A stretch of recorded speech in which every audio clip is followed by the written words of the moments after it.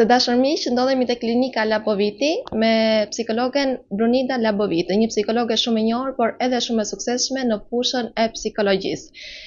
Zonjusha Laboviti, është një kënaqësi të kem sot, ku do të zhvillojmë një temë shumë të rëndësishme për rrjetet sociale dhe se si ndikojnë ato në shëndetin mendor tek njerëzit, por në veçanti tek të rinjt. Faleminderit për ftesën. Kënaqësi gjithmonë të shprehem edhe për të rinj, sepse është një tematik goxha e prekshme, të paktën në periudhën e fundit. Është më tepër që interneti ka, si të thuash, ka zaptuar një pjesë shumë të madhe të kohës tonë, edhe aplikimi në rrjetet sociale dhe koha që kalojmë në rrjetet sociale është bërë goxha intense. Për sa i përket, sepse normalisht ju keni njohuri të thellë në këtë fushë, a krijojnë njerëzit në përgjithësi, do të thoja, varësinë e rrjeteve sociale, edhe nëse po, a ka disa shenja që tregojnë këta persona kur janë të varur nga kjo gjë? Patjetër që ka persona qoftë të gruposhave të ndryshme që krijojnë varësi nga rrjetet sociale, përdorimi i rrjeteve sociale. Fakti është disa nga tiparet që duken haptësi që kanë një varësi të këtyre rrjeteve sociale, është menaxhimi i ulët i agresivitetit, ndonjëherë bëhen më agresiv se duhet, impulsiviteti i tepërt, apo dhe fakti që shpenzojnë kohë të tëra për të harxuar në këto rrjete sociale dhe ndërkohë lënë më një anë detyrime të cilat mund të kenë qoftë në punë, qoftë në familje apo në aspektin social apo shoqëror. Kur flasim për kohën dhe limitin që duhet të kalojë një person telefon, po them, nuk po them vetëm tek rrjetet sociale, a ka një kohë limite caktuar që një person duhet të qëndrojë gjatë ditës, apo pasi të gjithë besoj qëndrojnë më tepër se ç'duhet, mos e them që shumica është shumë e fokusuar në telefon. Patjetër që limiti do të ishte 0 nëse do të ishte në aspektin psikologjik, do të thotë që koha e shpenzuar në rrjetet sociale do të ishte 0, por kjo është totalisht e pamundur në kohën ku jetojmë, realitetin ku jetojmë, ku çdo gjë është bërë shumë virtuale,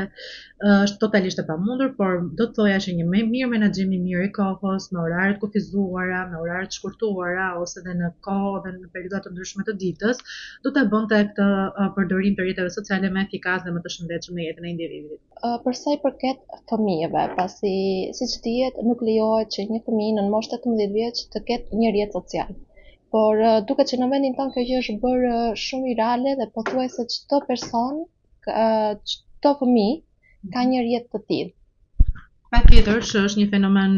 që na përbën qoftë një tematik tjetër më të gjerë, është një fenomen shumë i hasur në ditët e sotme, por kjo stimulohet shumë shpesh edhe nga prindrit, të cilët stimulojnë fëmijët e tyre që të jenë pjesë e rrjeteve sociale.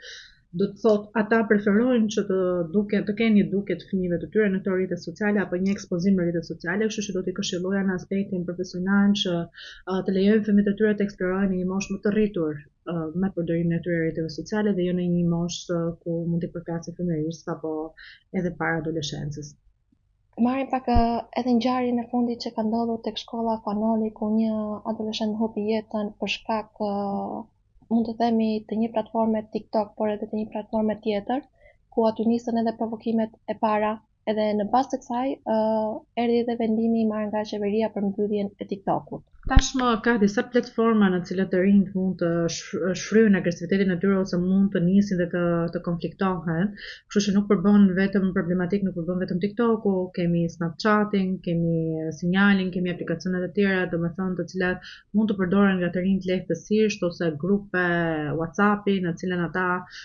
mund të krijojnë konfliktet e para aty apo mund të iniciojnë konflikte, kështu që mbyllja e një rrjeti social nuk do të thotë mbyllja e gjithë problematikave që shbin nga për shoqërinë nga komuniteti i rrjeteve sociale. Kështu që patjetër që kjo nuk është, kjo mund të jetë një alternativë, por kjo nuk është një zgjidhje. Pra nuk mund ta shohim si zgjidhje. Ky është problemi. Mendoni që vendimi i marrë nuk është një zgjidhje konkrete për të larguar këta të rinjt apo të themi një mënyrë për të shmangë provokimet që ata nisin me njëri tjetrin? Absolutisht që kjo nuk është asnjë hap për zgjidhje. Nëse do ta shohim në këtë kontekst, një hap për zgjidhje ose një alternativë për zgjidhje është shtimi i numrit të psikologëve apo punonësve sociale në shkolla, pra ndërtimi i platformave sa më të gjerë mbështetëse dhe programe mbështetëse për të rinjtë e sotëm, rritja e qendrave kulturore të fëmijëve, numri i qendrave kulturore të fëmijëve, pra nuk shohim që të kemi kapacitete jashtë orëve të mësimit jashtë shkolle, në mënyrë të tillë që fëmijët të ingranohen në aktivitete sociale, por jeta kulturore e tyre është shumë e vakët, kështu që do të thotë këto hapa duhet të ndërmarrë qeveria nëse do të dojë që të bëjë një përmirësim më të mirë ose të lehtësojë më shumë problematika që mund ndodhin tek adoleshentët. Ka disa alternativa, nuk është thjesht mbyllja e TikTokut dhe po e zgjidhim të çështja. Mund të flisë pak për bullizimin online që ndodh në këto platforma, por edhe në komente të negative se si ndikojnë ato në shëndetin mendor tek një individ? Patjetër që kanë një ndikim negativ në shëndetin mendor, qoftë edhe të individëve të gruposhave të ndryshme, qoftë të rinj, qoftë të rritur që mund të jenë këta. Bullizmi në rrjetet ose virtual ose në rrjetet sociale, pra në botën virtuale, sigurisht që ka pasoja në shëndet mendor dhe shumë prej të rinjve mund të kenë arritur deri në tentativa suicidi për shkak të bullizmit në rrjetet sociale ose në aplikacionet online. Kështu që duhet ta konsiderojmë zonën psikologjike që ushtrohet në rrjetet sociale apo fatin që shumë prej individëve janë të detyruar të ekspozohen në rrjetet sociale pa dëshirën e tyre dhe të bëjnë veprime të cilat mund të shkaktojnë të sheshur apo një situatë komike, po ndërkohë është as pak normale. Njihen nësot të mjaftueshëm fëmijët me rolin e psikologut? Patjetër që kohët e fundit kemi një rritje të rolit të psikologut dhe ndërgjegjësimit të rinjve dhe fëmijëve të cilët janë nëpër shkolla apo kopshte, të cilët duhet të prezantohen me psikologun e institucionet me rolin e tij, por ndërkohë që ka ende shumë punë për të bërë në lidhje me këtë drejtim, sepse ka shumë shkolla e institucione në të cilat psikologu nuk njihet nga nxënësit. Megjithatë, unë mendoj që kohët e fundit është bërë një përpjekje e vazhdueshme për ta njohur rolin e psikologut, pavarësisht kapacitetet të vogla të numrit të vogël që mund të ketë. Zonjsha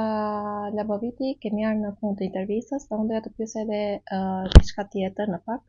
Çfarë këshilla do të jetë ju sot të rinjve, por edhe prindërve në lidhje me këto platforma, pra përdorimin e tyre si ndikojnë ato?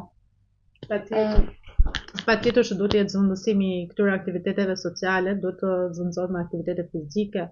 aktivitete që të japin kënaqësi për jetën, aktivitete të cilat të përmbushin ditën dhe nuk të lënë në monotoninë edhe në hipnozën e rrjeteve sociale. Unë në fakt do doja të dilja pak dhe nga tema e rrjeteve sociale, të dini pak më njanë, edhe në fakt doja t'ju kërkoja ju një këshillë për vete, por edhe për Almandën si dy studente të psikologjisë. Patjetër që mos u dorëzoni, keni shumë punë përpara, ka shumë nevojë për ju në këtë komunitet ku gjendeni dhe nëse do ta zhvilloni punën tuaj në Shqipëri, patjetër që edhe konteksti shqiptar është goxha i ngarkuar, ka goxha problematika dhe mendoj që do bëni edhe ju më të çmirën tuaj pikërisht për të ardhmen e vendit tuaj. Shumë faleminderit dhe ishte një kënaqësi për mua t'ju kisha sot në Agon Blu dhe shpresoj që të shihemi përsëri dhe pse jo për një temë të rëndësishme në vendin tonë. Patjetër.